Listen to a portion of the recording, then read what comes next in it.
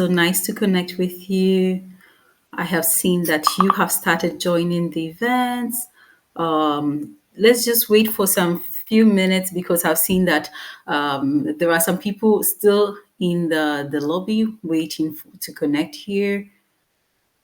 But in the meantime, let me just use this opportunity to say thank you for connecting here with us tonight. I know that you have so many commitments from academic studies to some of you are also working and a lot of things. And in this season, we are bombarding you with a lot of information and a lot of events. So it's really nice to see that you are following us and you're connecting and you're curious. And we are also here for you. So anytime, feel free to connect, to ask. We really love this our programs. We really love our students to connect with us and to guide you and be present for you. So feel free at any time to connect. My name is Stefania Tabi, and I'm a career service lead here at OPIT. And during your journey here in OPIT, I hope that we will have many chances to connect. But well, let me say that I just wanted to begin by connecting you not with Stefania, but with some of our students, because I believe that you are protagonists, you are ambassadors of our programs. And when you're starting a program like this, most of you have connected with me like, okay, how should I do this in the right way? I want to pivot. I want to change career. And even some of you are not interested in changing career, but they want to progress within their companies. There are many of you who, after seeing the video that I shared 2 weeks ago, have connected like, hey, let's sit down and understand how the career service can support me.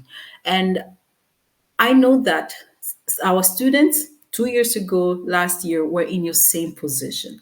So I believe that they are also the right people to share with you some tips, some best practices, some advice that can support you in your journey, apart from me also sharing with you some expert advice that can be valuable for you as you're going on in your journey. So tonight here with us, we have Paula Tirelli and Nayomide Wadukoya, who are going to share their experience with you. I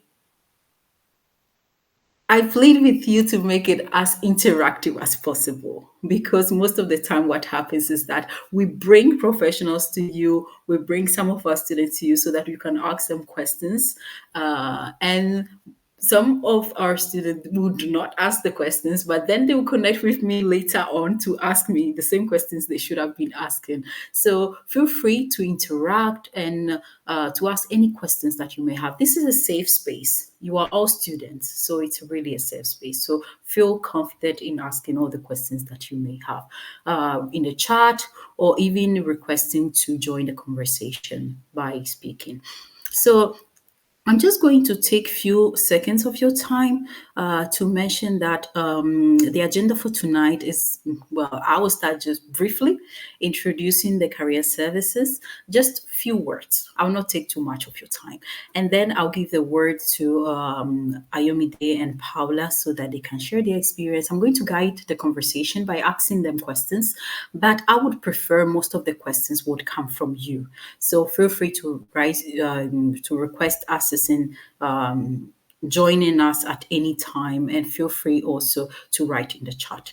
Then I will leave space for questions at the end, but feel free to ask at any time during the event as well.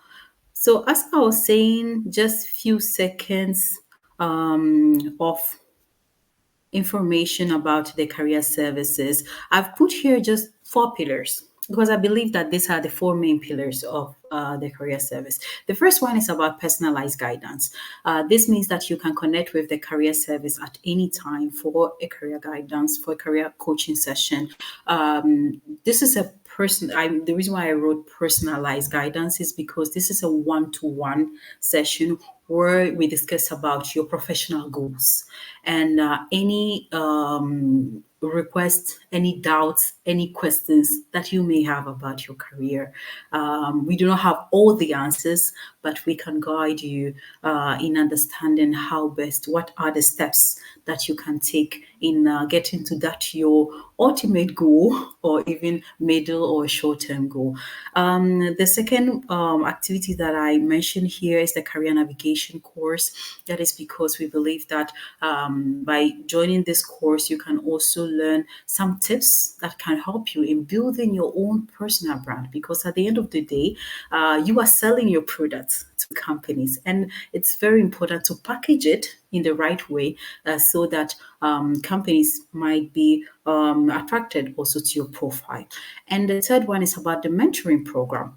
Both as a mentee and as a mentor, I invite you to join this program because this is really personal. I really believe in this program because when I started, when I joined OPIT, I realized that there were some students who had extensive years of work experience, and then there were other students who were just starting. And even though our senior students were trying to change career, maybe senior software developer and is trying to change career, at the same time we did have some students who were actually aspiring to the same positions other students were trying to pivot from. So we decided to connect students because I always encourage our students to connect with professionals on LinkedIn or other networking platforms. But in OPIT, we have many people who have extensive years of work experience that can really bring value to the experience of other students. This is not like the normal mentoring program that you would see in other institutions where there's just one person mentoring another person, but this is an occasional mentoring program. So you can connect with your mentor anytime you want to connect with, and you can connect with more than one people just to have advice on how you can go on with your career. Any questions that you may have about their professional path, about their industry, about their successes, their failures as well, because that is also one lesson that they've learned and they can share with you. For technical interviews, because most of them are also into senior management positions, so they can share with you what are some of the typical technical interview questions that you would encounter while you're doing your application for some companies. And then the last one that I want to mention are the employer events, because we do organize many events. This month, we have, for example, one event with a senior recruiter who has been working in the Bay Area for a long time, has been working in the Silicon Valley for tech companies and tech startups, and is going to join us to share with us some tips about the different stages in job application, and we will be focusing on interviews and especially tech interviews. So I really encourage you to join this event. And next month, we are also going to have a career fair in February, a hackathon. We will have also a workshop with one of our professors who work in Amazon in January. So there are going to be different events that are recruiting events, or there are also events that are meant to give you some insights in the market or help you navigate also your application processes. So these are just few info that I want to share initially. I hope that I have not bored you too much with this information. You can find everything on Canvas, of course, and you can connect with me if you have any questions. But without further ado, I will just stop here so that, because I can really talk a lot. I'm really passionate about what I do. So if I start, I'll just continue and going on. So I'll just stop here and bring on stage our two students for tonight that I know you're very enthusiastic about meeting, and so that they can start presenting themselves, and then I will start asking them some questions and bring you also on board if you have any questions for them. So let me just do this. And here with us, I have Ayomide joined. I have also Paula, who has joined right now. Hello, guys. Hello. Hello, hi Stephanie. It's really nice to have you connected here with us. And thank you for accepting our invitation. I know that Ayomide, you're still studying with us. Paula is an alumna. She has already concluded the program. So I know that most of the people who are connected here might not know you. So if you can start by briefly introducing yourself, maybe you can start from the lady first, and Okay. the moment in which OPIT Masters program you were enrolled in. Of course. Hi everyone, I'm Paola, and I have been working in the translation and localization industry for years now, covering different positions. I started as a translator, then project manager, then line manager. So I was assigned with the supervision of a team, and this is where I spent the majority of my professional life. And then massive change because this year I changed department and I joined the linguistics AI department of my company. And now I cover the role of linguistic AI specialist, and I'm very proud of that. You may have read articles about which are the jobs who are most impacted by AI, and translators are always at the top of the list. So if this is true or not, I knew I needed to stay updated.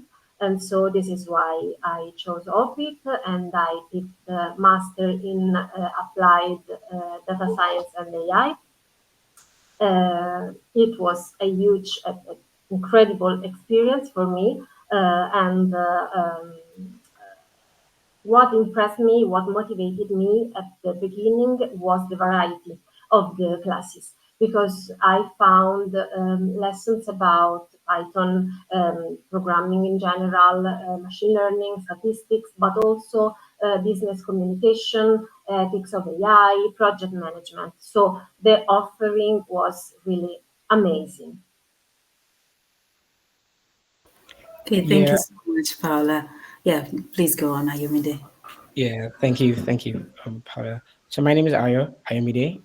I work as a senior security engineer at Resiliant, and I've been in security for about 4 to 5 years now, going to my fifth year, and I've started off a cybersecurity analyst, and from there went into application security.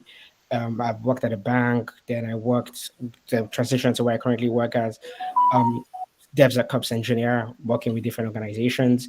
And because I work with a lot of startups, and at work, we're kind of transitioning to work with enterprises and working with other larger organizations. And that was one of the things that just gave me the interest to take a master's. And one of the reasons I was interested in OPIT was because I'm currently doing a master's in enterprise cybersecurity, and was because of that particular um, knowledge gap of trying to go into the enterprise space and having to work with enterprise organizations and learning how cybersecurity kind of differs within startups and also enterprise organizations.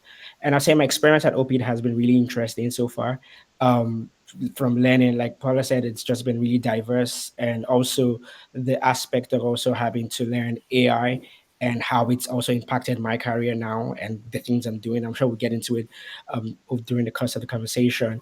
And yeah, so that's kind of just a brief of who I am and what I've done, and doing masters in enterprise cybersecurity. Okay, thank you, And Ayo. From now, I'll call you Ayo because that is how you introduced yourself.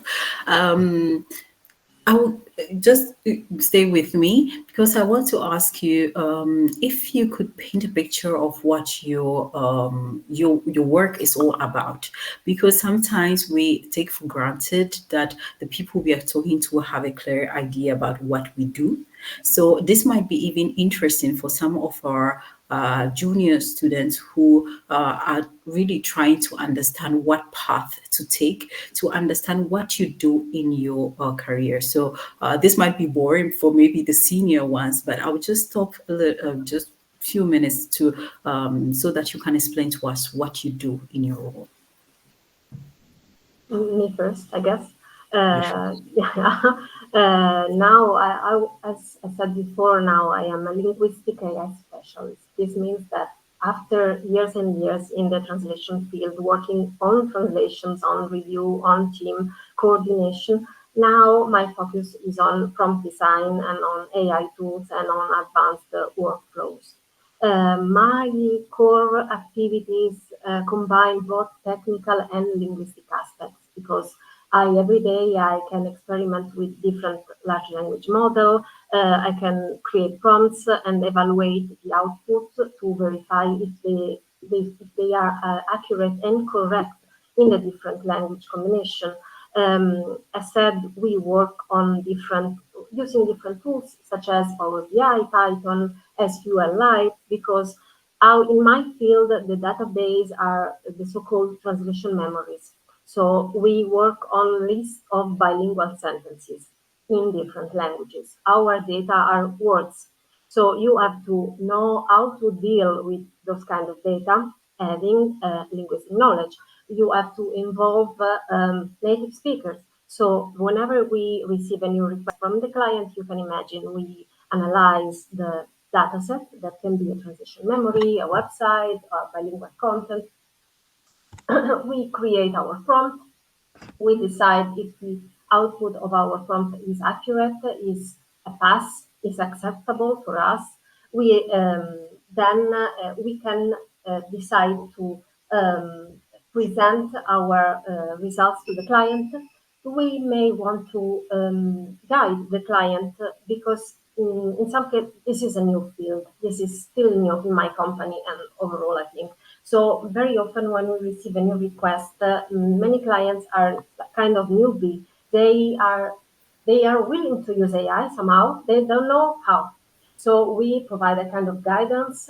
We suggest which could be the service useful for them. We can provide an estimation about time, cost, and about expectations because we know that you can do a lot of stuff with AI, but AI cannot go alone. So you have to consider the human involvement every time, and you have to clarify this with the client every time because they can simply think that okay, we could have this done cheaper and quicker. Yes, but you need to involve the human expertise every time. So this is more or less my routine. Paula, how have you changed since this is my my personal curiosity. How has the program that you enrolled in impacted your career? Like, what were your expectations when you started, and how do you see how much the program has impacted your work trajectory since you started? Yeah, it was the game changer for me because we are talking about more or less 2 years ago. I was Okay. part of the very first edition of the OPIT program. At that moment, I was living a moment of impasse in my career, even if I had advantages of being a manager. But I felt stuck. I needed a change, I needed a challenge. And by chance, I found that OPIT was about to launch the first edition, and even if I don't trust misinformation about AI distracting entirely industries or replace completely professionals, it is true that we are living a massive change that translators and on top, above all, freelance translators are not living a very positive moment. So if you want to survive in this industry, you have to upskill and reskill. But I have this idea about hybrid roles being the key to success. Basically, I want it to be kind of an hybrid profile, so a linguist with technical knowledge, and this is what OPIT gave to me exactly what I wanted, what I hoped to find, because I every tiny piece of information that I learned during this journey was can link with all the other and could be used to develop solution or to explain to other people how to develop solution to optimize workflows, to streamline, to reduce times, and to use AI effectively in our industry because it is happening. So we need to study. We need to become experts.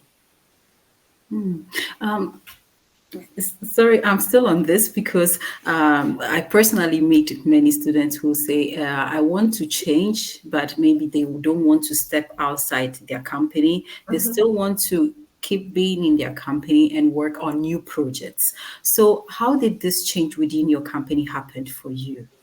Yeah, I had the same opinion. I wanted to stay within my company, but I wanted to change department because they created different AI departments, but I was not qualified for the job at first, obviously. So I needed to prepare myself to acquire all the knowledge and the skills that were requested to join different teams. Because yes, we are the same company, but the job is completely different.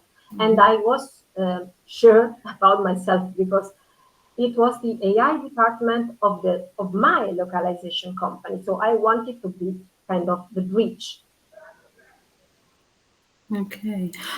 Sorry, this is not a marketing event, so it's just me being curious of Paula's experience, because, of course, I do meet many students who ask me these questions. That is why I'm asking you. But I don't want to take all the time feeding my curiosities. I'll just jump to Ayomide and I'll come back to you, Paula, because I'm also curious about Ayomide's experience. So if you can help me understand, help me and our students understand what is it that exactly you do in your job, and then after that, I also have some curiosities for you, some questions for you. I will go on and ask.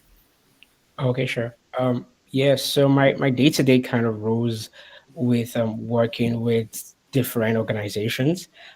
So as we know, organizations are building applications, powering the internet today, powering all of the things that we're doing today, and all of these applications have to be secured. I mean, we know that security, as technology continues to advance, now there's AI, all these things had to be secure. And so my current role, or what I currently do, is to work with these teams to help build secure applications. So I kind of work with the organizations and work with the different teams and say, oh, they're trying to build maybe it's a banking application or it's a health application, and kind of understand the context of, oh, okay, what are you trying to do? Who are your customers? What are your digital jewels? Like, what's the things you need to protect? So I kind of play the role of being a good guy and a bad guy, where try to um, let's say do some kind of penetration testing, and that's where I kind of play the role of an ethical hacker. So I kind of try to test their systems for vulnerabilities and check if they have loopholes that people try to find things in. And then I also double on the defense side, where then when we find these things, so I find these vulnerabilities, then I work with the teams to say, okay, these are the steps to fix these issues.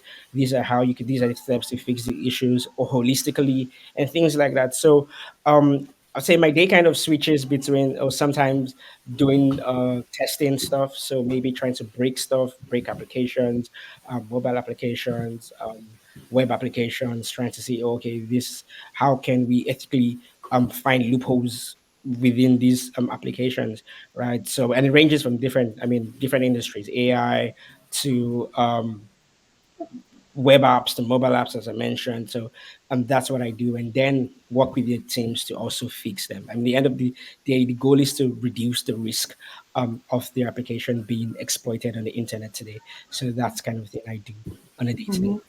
Okay. I was talking to a student today that so it's really fresh in my memory, and she was asking, what are some of the skills that companies are looking for in the cybersecurity field, especially for junior professionals?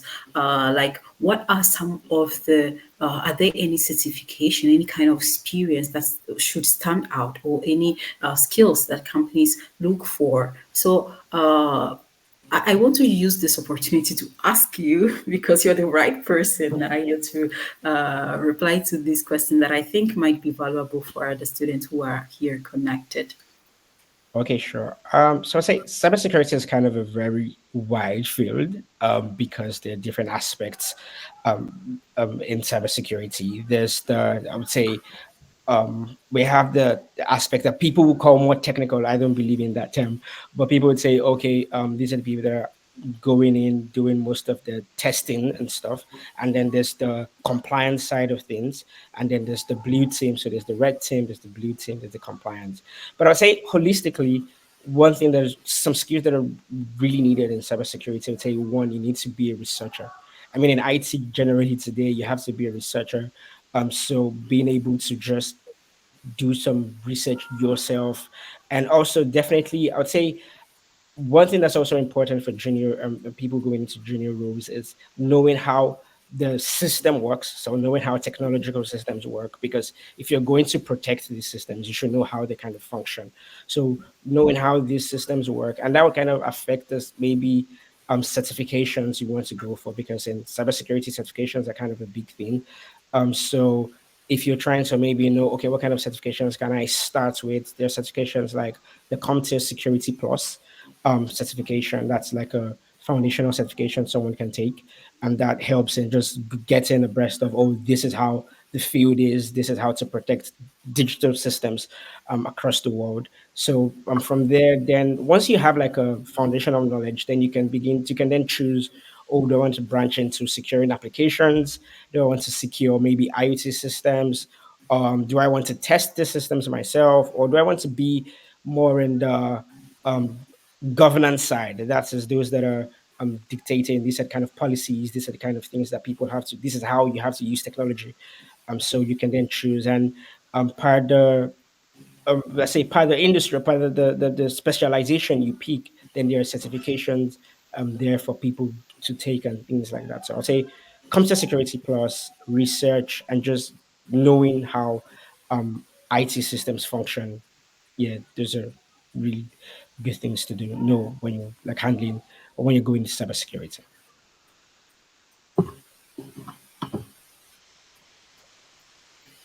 Um, I'm not sure I can see yeah. stuff. No, I think she's having some issues. That's weird.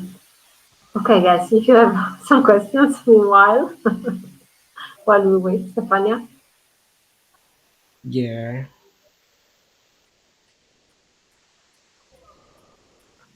Okay, I think this question is, I think it's a career services question. So I want to ask about internship. About the internship. Does the Yeah, university have any agreements with some companies? yeah, there Yeah. is an internship program. Yeah, you can rely on that, and you will be informed probably during the second half of the semester. And they probably the best advice would be just leave these first months, just your life. If you are workers or if you are student, leave the first months. Really understand the effort that is required now, and then think about the internship. Yeah, thanks, Paula. Okay. Yeah, Gago. Yes, definitely. I would say make use of the O'Reilly accounts. I really did use them. It's a really good resource, and definitely in cybersecurity, there's a whole lot of resources in O'Reilly to use. So yes, definitely use that. It's really useful in preparing for certifications. This it's one of the good things that you get, that I think everyone should make use of it while in OPIT. Yeah. Yeah, about internship, I have different colleagues methodologies that change their job role, their company based on the experience during the internship. So I strongly suggest that kind of experience for you too. Stefania left us. Yeah, I think she's drawing it back. So Mm, okay. I could hear you. I think you couldn't hear me. Can you hear me now? Yeah. yes, we can. Awesome. Thank you. And thank you for continuing the session with questions, even while you couldn't hear me. That is really proactive spirit. Okay, so I actually did have a question for Paula, which was when we were talking before joining, before coming live, I was saying this to you that some of our students are working and then they decide to do this program, and their idea is that well, it is an online program so I can easily combine it with work, but then when they start they're like, oh my god, who made me do this? So I wanted to ask you, how could you do it? How could you combine work with study? And I truly believe that part-time programs, I mean, at least online programs, part-time programs in general, help you to put into practice what you are studying directly into your work while you are doing it. And I'm saying this because I used to work in a business school and I was in charge of executive MBA programs. So they were part-time programs. And this was the kind of impact that I could see growing gradually in your role while you are in other program. So this is my previous perspective. I want to see if this worked for you as well. And also if you can help us understand how you dealt with that, with all of that craziness. Yeah, well, I'll be honest, it was tough because I worked and work 8 hours per day, full-time job. My I was lucky because I work remotely, so I can answer to another question. I work remotely, so I was able to adjust my routine, my hours, but I woke up very early in the morning to study, to prepare for the lesson, for the asynchronous lesson.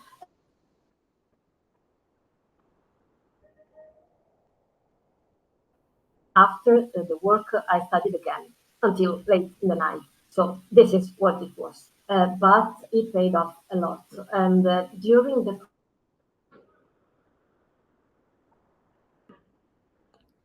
I learned to experiment with Python, for example, because I had the first understanding of the programming and of the chances that you have when you unlock this kind of knowledge. So, for example, I started to code I started to use Power Automate. To give you an example, I don't know if some of you are familiar with the tool. It's part of the Office suite, but basically, I was able to automate a process. Whenever we receive a task, we receive a notification. That notification was automatically planned in our tracker. This may seem very simple. It was huge for us because we could avoid to to insert entries in our tracker. And this was crucial, obviously, during the thesis because I was able to develop a prototype of an AI-powered tool that could be used to check the quality of the translation. So you can imagine you can upload your translated file and you will receive a report that labels every error that is found based on certain condition that you decide. So you want that errors are marked in certain specific way because of clients' preferences, because of terminology, guides. So it was, and then I realized I was very proud of that because I was a totally newbie. So it was a huge success for me. And then I realized that it was something really useful in the industry. Basically, everyone is trying to use AI to evaluate the quality. So this is sorry, the answer to your question. Okay, thank you for sharing that with us, Paula. I'm really curious to know from your side, Ayomide, if you can share some examples of how a concept from from your program, you are a student from enterprise cybersecurity, so specifically from your program, directly contributed to a professional achievement. I know Oh, that you, differently than Paula, you have not changed for in the meantime. But I want to understand how is it impacting your role as well. yeah, I'll say it has greatly impacted, even most recently with the capstone project of the program. So in my capstone project, I had to build some a kind of framework, threat modeling framework, and in which kind of helps analyze like how you threat model like AI systems, also a particular subset of AI systems, and that was really useful because it was kind of a problem I had at work. So we're building AI applications at work, and we're trying to secure these applications, know how to secure them better, know how to just threat model them. A threat model is just in the sense of like, oh, kind of saying, oh, okay, there's this particular system you want to use or you want to build. What kind of threats do you think would happen and would this kind of system face in that sense? And so because I mean AI is new, more specifically RAG systems, and we're using them at work, and I was trying to model see how can this RAG system you have at work, how can I build a framework that would help me analyze this threats better, and kind of just took up that project at school because at school I had to do a capstone project, and working with my supervisor was really helpful, really excellent in providing guidance, and we built that framework together, which I then took back to work like almost immediately and was like, oh guys, like this is something that we need, and yeah, we can use this at work, and yeah, we're using it currently. So it's like that's that, let's say, into it's really helpful doing work, and as you mentioned I think earlier, like applying exactly what you're learning at school and applying it directly at work. So yeah, that's kind of one of the many ways. Yeah. Okay, awesome. I think that I'll go to the chat just for a few minutes and then I'll come back again to you because I realized that there was a question you were also trying to reply previously from, which was saying, I want to ask about internship opportunities. Does the university have any agreement with some company? Yes, we are trying every day to build new partnerships for internship opportunities, even though internship and job opportunities are actually extracurricular.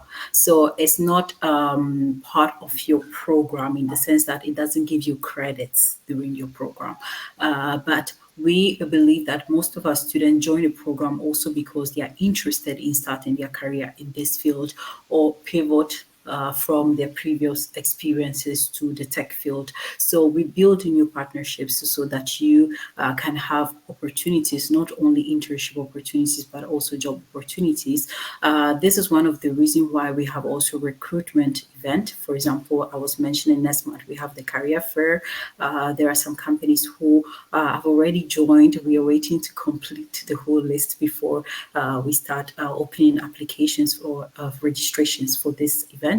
And let me also mention, since we are talking about the cybersecurity, for example, today I was mentioning a cybersecurity a student who is interested in cybersecurity, and this is one student who did an internship with one of the companies that is collaborating with us, which is for defense. We had three students, for example, who did internship with them. We do have opportunities that come. And every time there is a new opportunity, we also post it on Canvas so that you can be aware. Some of them are very specific, very niche. So sometimes we post it, but then we communicate them to specific students. So yes, there are many opportunities, and they will keep coming during the year. And then, yes, I mentioned also the hackathon. That is also very practical experience, yes, but it's also a recruiting event because we want to put companies in a position where they see you getting your hands dirty, working, and they will see you already what skills, your skills, and they can understand right from the event if you could be suitable candidates for some of their positions. Are there any major? I think this question is for both of you, Paula and Ayobide. Are there any major market shifts because of AI in cybersecurity? Are you part? Oh, okay. No, this is for Ayo, I think mainly. Are you part of a red team doing pen tests focused on using AI to assist finding vulnerabilities? So I think that I'll leave this for Ayomide. Yeah. Yeah, yeah, definitely. There are market shifts happening. I mean, AI is definitely changing the system. I mean, from how we do SOC, that's um analyzing events now. Before we just had like traditional tools, and I think AI has always been a part of cybersecurity majorly, the kind of tools we've been using for over the years. But I think now with the introduction of Gen AI and AI agents more specifically, that's kind of transformed the game. And now we've seen things that maybe humans would have done and have taken some time. People are just leveraging AI agents to use them and moving things faster. So definitely, yeah, market shifts are happening because of AI and cybersecurity. To your question of if I'm a part of a red team doing pen tests, I'm focused on using AI. Yes, I'm a part of a red team doing pen tests focused on using AI to assist finding vulnerabilities. So I say I double on doing pen tests, leveraging AI to fast assist finding vulnerabilities. That's like using AI tools, AI systems, and also testing AI itself. So like large language models, RAG systems.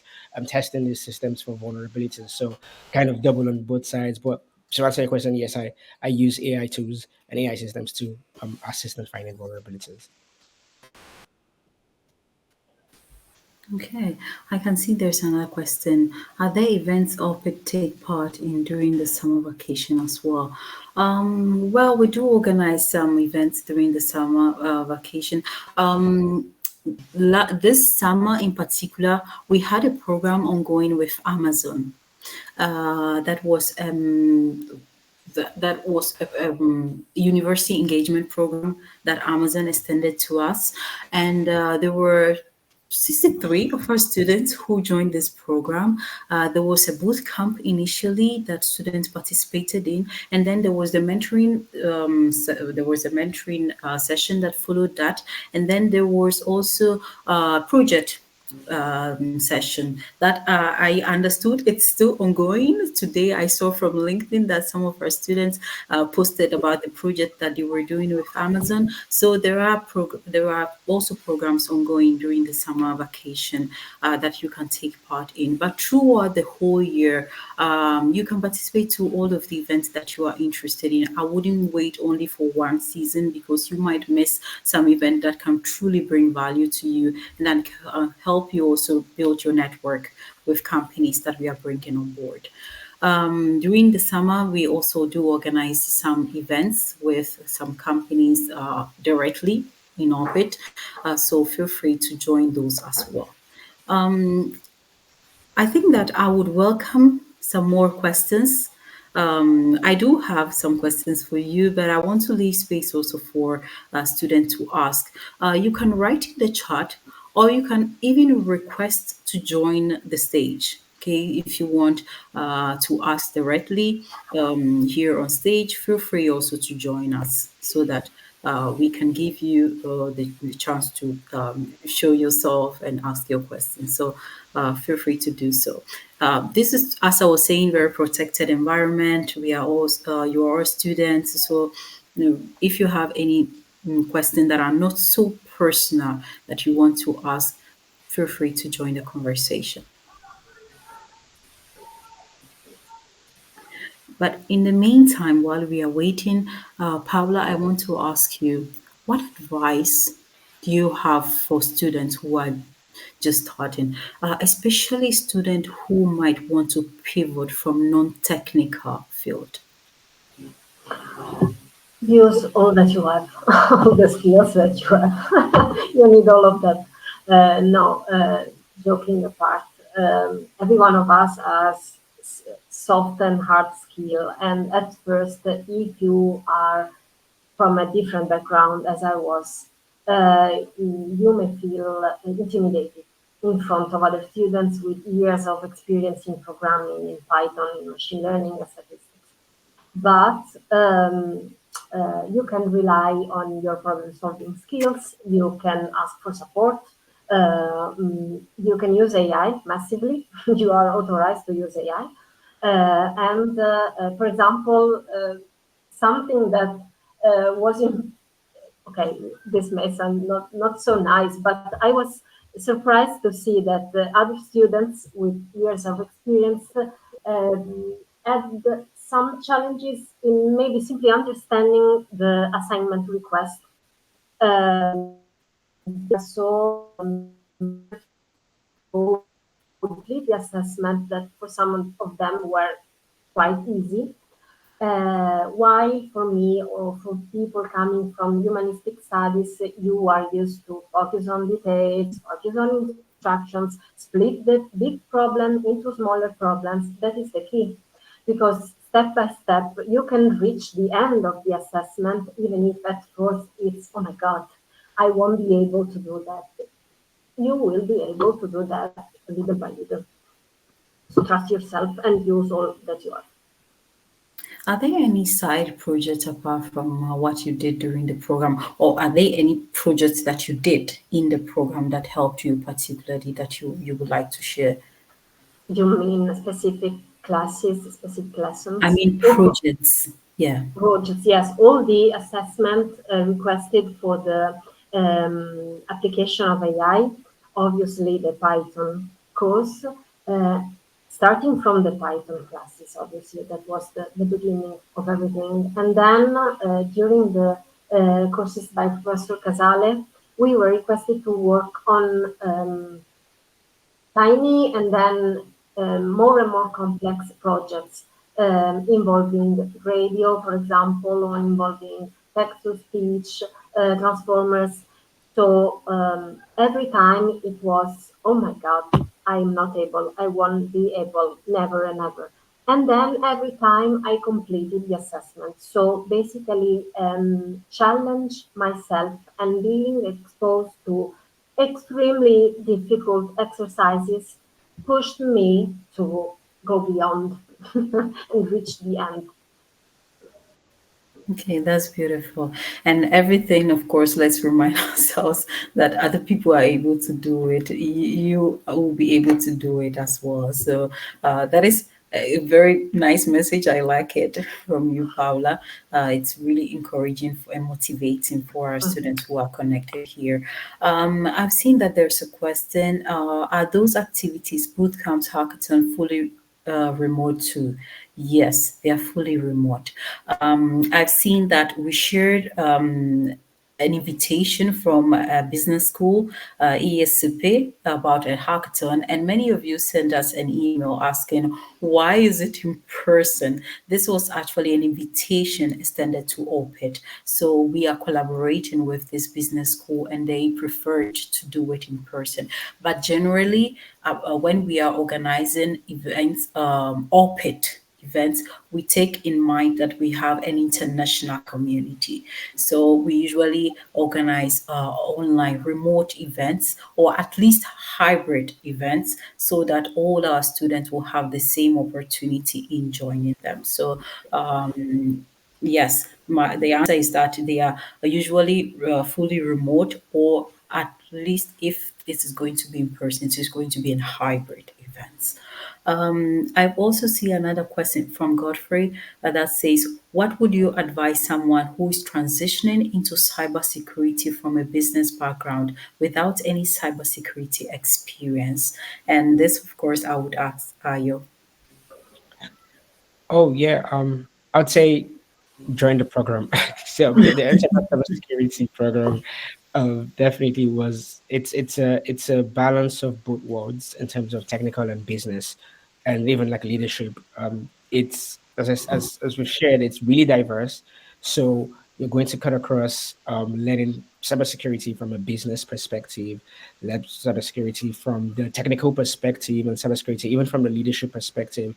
So I'd say just pay more attention to the classes, the live classes, also your resources that you can leverage, like I was mentioned, O'Reilly resources, and I'd say also going maybe back to just learning the fundamentals of IT. You don't have to learn. As I said, cybersecurity is a wide field, so you don't have to maybe go deep into one particular specialization first. I'll just say, from someone who's coming from a business background, I'm learning generally how just the systems work.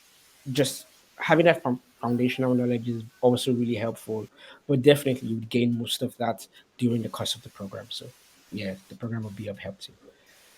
Okay, thank you, Ayomide, for that. I hope we have replied to your question, Godfrey. And then I've seen that Godwill is also asking, I am having difficulty building a community on Slack. Students seem to be very busy. Were you able to build a community of like-minded individuals during your studies?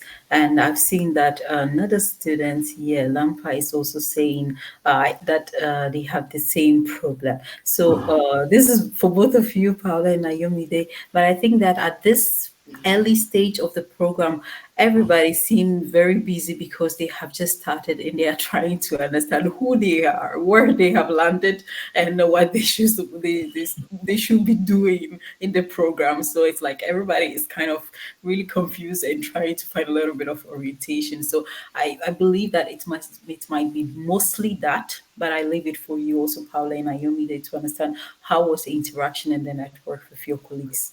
Yeah, I had a positive experience there because one of my colleagues at OPIT decided to create a WhatsApp chat. It was Same. an internal initiative. So probably WhatsApp is more user-friendly than Slack, I think. So we were a bunch of people and we consulted a lot during the whole program. And on top of that, you will be assigned to group exams, to group assessments. Assessment. So you will have the chance to meet other people, even if virtually, work together, find the time to talk. Just it will happen. Yeah, I hope that we have reassured you, Gladwell. You have some time to spend. I think that you have just started some weeks ago, so give it time. It will come. Then I also see another question for Ayu. Uh, do you have to use any coding in cybersecurity on a daily basis? Is it helpful to know about it? I would say so it depends and it depends on the specialization you're in. Do I for me do I have to use coding every day? Not every day, right? But I definitely have to because I'm testing applications, so need to read code, need to so I definitely have some code experience. But I would say it depends on your specialization in cybersecurity. If you're working with web applications and building applications or testing applications, yes, you need to maybe definitely know code to the extent of reading and understanding. So maybe like you see a code base, you can read and you can understand it. Maybe you can build a tool.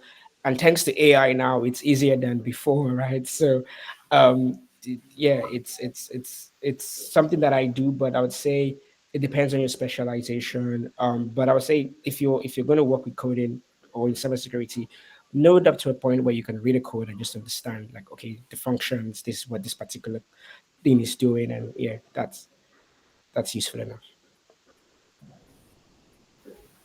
Okay, thank you. I've also seen another question. Is the invitation only for students who can code? I did not apply because I thought it was for developers only.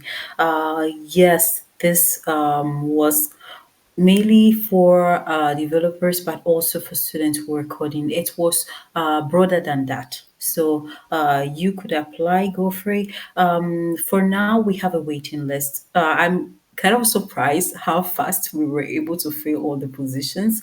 That is really positive, means that students are eager also to put into practice their expertise in events like this, like our networking events where you meet companies, and of course you can also discuss with them any opportunities that they may have in their companies.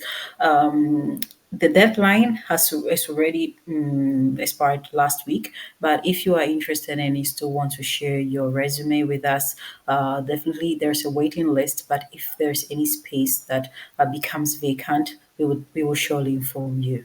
Yeah. Well, I think that we have few minutes left. So if you do have any questions left, feel free to ask. As I was saying at the beginning, we have started the mentoring program this week. Yes, it started yesterday. So if you want to connect with our mentors, feel free to connect with them for any questions also related to their fields. There are some students who are in the same fields like Paula, Yomide, and of course, I extend also the invitation to all of you connected. If you have experience in these fields and you want to become mentors as well for other students, feel free to apply for it, because I truly believe in the value of sharing, exchanging experiences. So please do join this program. And this morning, I was suggesting to one student who was asking me, yeah, I want to have experience in AI governance, but I have some specific she had very specific questions, and I told her, okay, I can give you all the information and how to move in this field, but we do have some students in the OPIT community who are working as AI governors. So I shared their contacts with, I mean, LinkedIn pages, and say connect. You can connect with them. The worst thing they can do is just not to reply, and the best thing they can do is to connect with you and give you advice. She did that, and in just 1 hour, they were connected. So feel free to connect with OPIT students as well, because there are some people who are in a place where you are aiming, you are aspiring to get to, and you can get really inspiration from them. They can answer to some of your questions that are troubling you. And I believe that by doing this, we can really build a community that is in which we are supporting each other and we are helping each other's journey. So I think that I would just stop here by asking you the very last question, Paula and Ayomide. Is it anything that you didn't do during your master's program, especially for Paula, because you have finished? But I'll also ask Ayomide that, look it back, what do you wish you had done differently during your studies to maximize your real world impact, I mean, of your learning? So is there anything that you think you would have done differently and that you advise students to do? No, I did my best. I did everything. And I consulted the coordinator a lot. Because when Mm, you restart studying, when you are grown up, when you are a mhm, worker, when you pay with your money, it's different mhm, compared to when you are a young student. So I think I did everything that I could. mhm. But that is a good advice. Because typically, this is an advice that I used to give a lot when I was in my past experience. And I was, I mean, working with people, of course, who were very experienced, because there we were talking about an executive MBA. But the advice that I was always giving is that you are paying for this program. Don't sit there waiting for everything to fall on you, to happen just to you. You need to be protagonist of your own experience, and go and get it. I mean, there are many opportunities, many services that have been offered to you, but some of the people will get at the end of the program. And when we were doing focus sessions, they will be asking, oh, really? Some students will be saying, yeah, I was really blessed by the coaching session. I was really blessed by this and that. And they were like, oh, I didn't know that this existed. Like, come on. So, this is truly a good advice. Take the most out of every experience that is going on. Sometimes you may not have the time to, but try to squeeze time to participate in some of the experiences that are most valuable. When you finish, I suppose, Paula, now when you're finished, you may have some gaps because time management is one of the skills that you develop mostly when you are in programs like this, because Mhm. you definitely have to survive. So, yes, that is a very good advice. And then Ayomide, please feel free to answer. And then I think that we can wrap up the session. So for me, I would say one thing I mean, I'm concluding my program. So I'd say one thing was maybe connecting more with students. So we definitely had WhatsApp channels and like we all had communication channels. But I would say one thing to do is to connect more with the students. It's really helpful. And I did connect, but I wish I did more. Maybe connect with more people, just have that much experience or get to know more people more in depth and things like that. And I would say one other thing that's really good to do is leverage the resources you have. I mean, the resources of the lecturers, the professors you have, like, especially like they're really good, right? Leverage them, ask them questions, experiential questions, like, oh, career questions. You can leverage the resources. Also, being a student of OPIT gives you a lot of benefits. from my side, technical side, like there's O'Reilly we've mentioned. There's the GitHub developer student pack that you get just for being a student. You can leverage all these resources. So I would say keep your ears to the ground for some of these resources and leverage them when they come your way. Yeah. Okay, thank you. I think that you've reminded me of something, Ayomide, because you mentioned capstone project previously. And while I was answering to the question about the internships, I forgot to mention that internships and job opportunities, of course, are extracurricular, but the capstone project is curricular. It's mandatory to do a capstone project. And this is something that you can do just by yourself. I mean, the professor without any company involved. You can do it with your company as well, or with any external company that you're doing an internship with. And there's also the opportunity to do it with OPIT R&D partners. This means that you can do your custom project with a company that is partnered with OPIT.